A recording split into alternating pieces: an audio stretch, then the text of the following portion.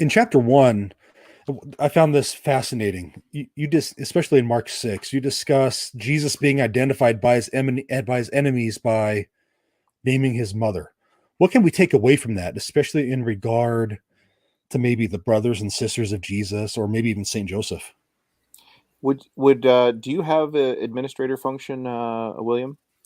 I do not, but We might want to put up the passage. Yeah, maybe I can share my screen. Give me 1 second. Yeah, even in a private chat with our other William. Yeah, wanted to post it. Let me send it to you in the private chat, William, and maybe you can post that there. That would be sure. Fantastic. It'll be verses 2 through, it looks like 6. Yeah, I was about to say. Chapter 6, verses 2 through 6. Yeah, and it is Mark 6, I believe. Yes. That's right. There we go. I'm glad. I was going to say my memory is still not so, it's not so bad. So there we go. Okay. Check. Okay. Let me put that first. And by the way, for the audience that are tuning in or watching the replay, you're in for a treat right now. So definitely just be a little bit patient with us. We're getting some very important text that we're going to be putting on right there. Well, and I have to say personally that this is my favorite passage out of all the passages that we discuss, because to the modern reader, it's the newest. Even if we have some hints, this was understood in some of the patristic literature. We really were able to tease that out for the first time I've ever seen in a modern language in print.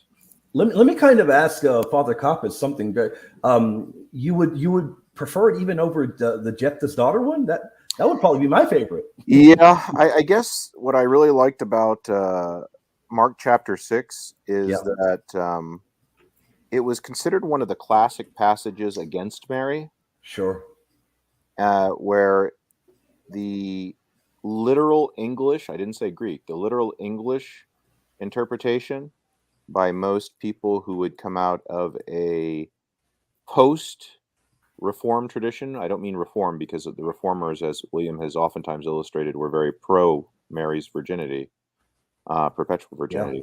But out of a post-Reformation, a more modern idea, they want to try to tell us that somehow Jesus slighted Mary, or was disappointed with Mary, or that she's not that great because of this passage. And when you see how much opposite day is in play here, it really just boggles your mind that these individuals who at least make a claim that they have a real good grasp of the Greek don't see how obvious and in your face the reading is. I remember William was debating with a pastor by the name of, we'll just call him Pastor Bennett for the sake of ease.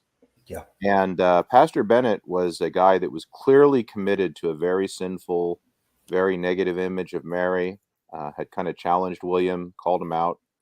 I'm sitting there listening to him say a lot of very, very confident opinions, and William keeps getting him to read this chapter and the verses that we're going to be interested in a minute.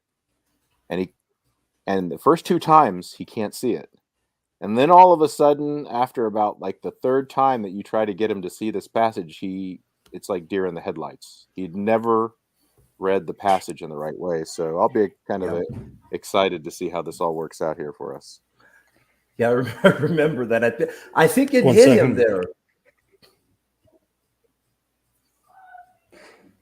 I'm trying to get this loaded up in 1 second, here, guys. My apologies. No, not a problem. My computer has decided to slow down.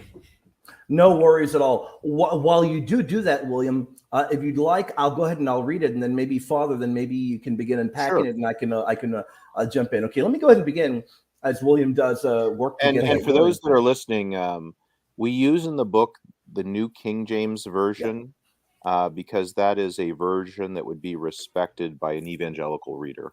Yeah, definitely. Here we go. And when the Sabbath had come, he began to teach in the synagogue, and many hearing him were astonished, saying, "Where did this man get these things? And what wisdom is this which is given to him, that such mighty works are performed by his hands? Is this not the carpenter, the son of Mary?" I want to rewind a little. Let me go over that and emphasize, so pay attention. "Is this not the carpenter, the son of Mary, and brother of James, Joseph, Judas, and Simon? And are not his sisters here with us? So they were offended at him. But Jesus said to them, a prophet is not without honor, except in his own country, among his own relatives, and in his own house. Now he could do no mighty work there, except that he laid his hands on a few sick people and healed them. And he marveled because of their unbelief. Then he went about the villages in a circuit teaching. All right. So from what we heard, I think that the two things we want to mentally concentrate on until our listeners can see, hopefully, with their own eyes on YouTube. But it's good that we also have to be conscientious for those who are just listening to this as if it were a podcast. That there's two basic points here.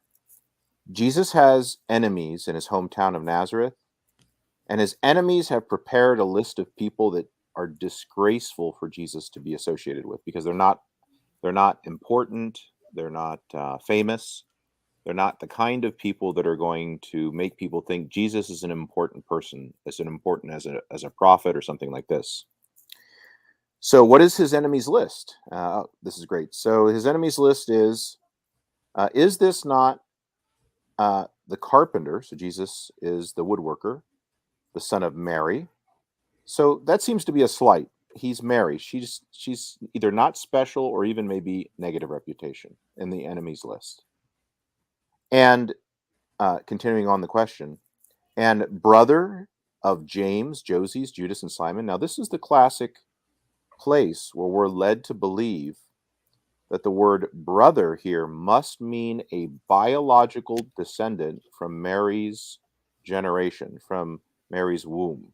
This is what we're led to believe in post-Reformation kind of new ideas surrounding this passage. And then finally, the enemies list says, and are not his sisters here with us? Okay, so he must have biological sisters is the implication. And so they were offended at him.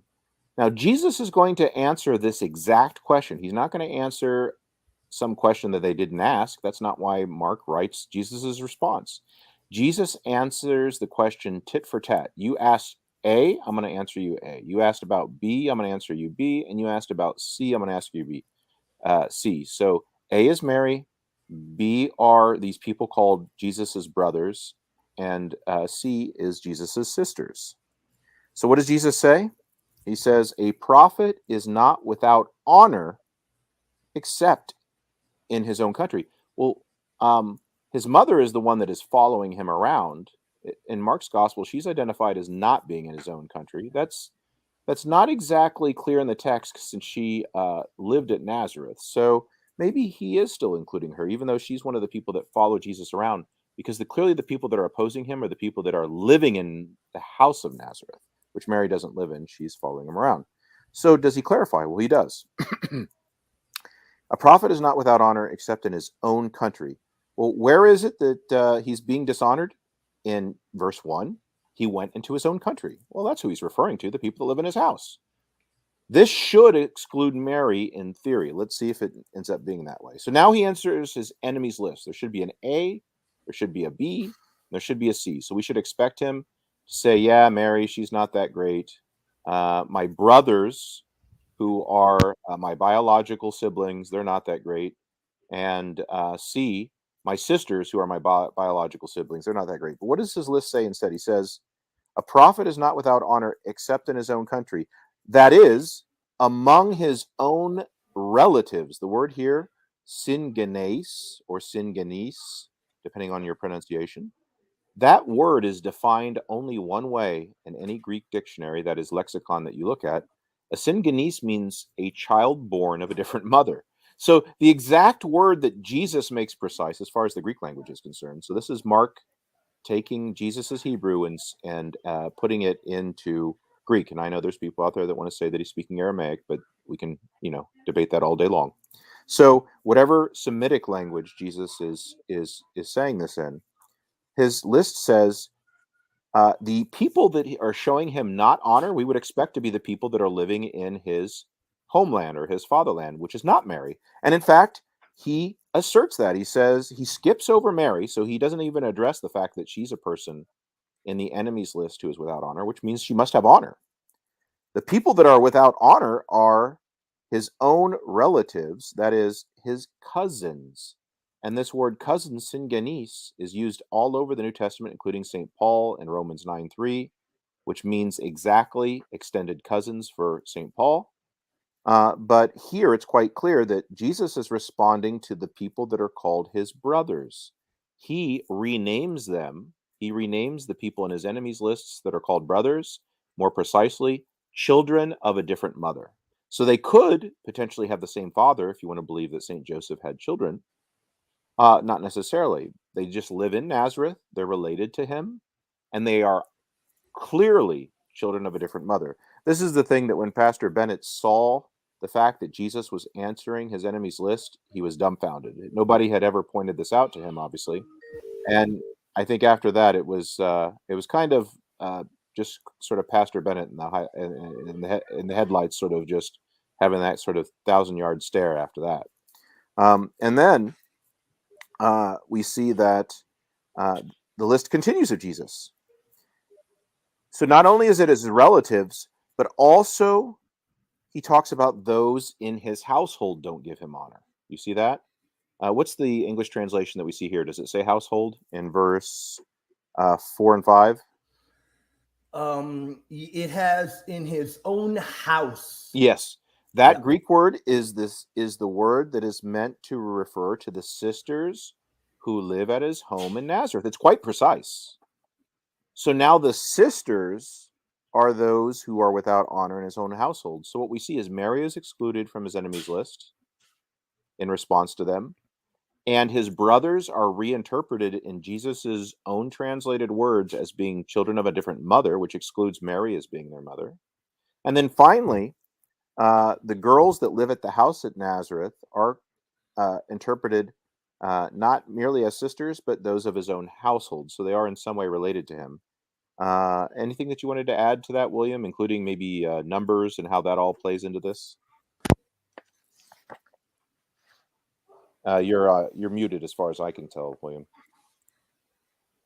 Oh, my bad. I clicked the wrong button on my head. So y'all able to hear me there? Yeah. Wonderful. Yeah, I can hear you. There is the one thing that really does, and it brings a smile to my face, because I think for so many Protestant apologists and really individuals that deny the perpetual virginity of Mary, this has been a passage or passages that have really been, focused on for a long time. People really thinking that, perhaps there is, gold here. The problem is, Father brings up really, really good points. If I were to add anything, I would note how Father is 100% correct on the Greek syngeneusin never being utilized for a child from the same mother. So it would be indicative of the fact that these children are from another mother. They're not from Mary. We're literally, if there's anything that is a clear indicator, William and Father, it would be the fact that we're being directly told, this is the one thing I want to really, really, really emphasize, William. We frequently hear Catholics and Orthodox, for that matter, rightly so, tell you, well, not every time you read adelphos or adelphe, not every time, which are the Greek words for brother and sister, it doesn't always mean literal brother and sister. But the way they're going to answer, William, and rightly so, they have every right to. They're going to say, well, Catholic, context is what determines everything. And we have to give a hearty amen to that. The fact, though, is that context here does indicate to us that the manner in which these terms are being used is in a very clear way, a manner that even St. Paul utilizes, a manner in which even the early church fathers were utilizing, a way that even the Greek Septuagint was using for brothers and sisters. We're literally told they're not children of Mary. They're not from the same mother. So that's one important point. The other thing I would like to add, as Father and myself noted, is you have a early church historian by the name of, and I'm going to probably butcher this, Hegesippus, I believe. And he as well is not in the particular area which we provide in the book. He's not in that area trying to argue for the perpetual virginity of Mary, but he's talking about the fact that these are cousins. So it shows us, despite him not trying to provide an apologetic for the perpetual virginity, it indeed does show us that these individuals were not viewed as blood brothers and sisters of Christ. The other point I would like to add is that the great biblicist, the great scholar and doctor of the church, St. Jerome, also provided this very same reading in Mark. So it has ancient pedigree.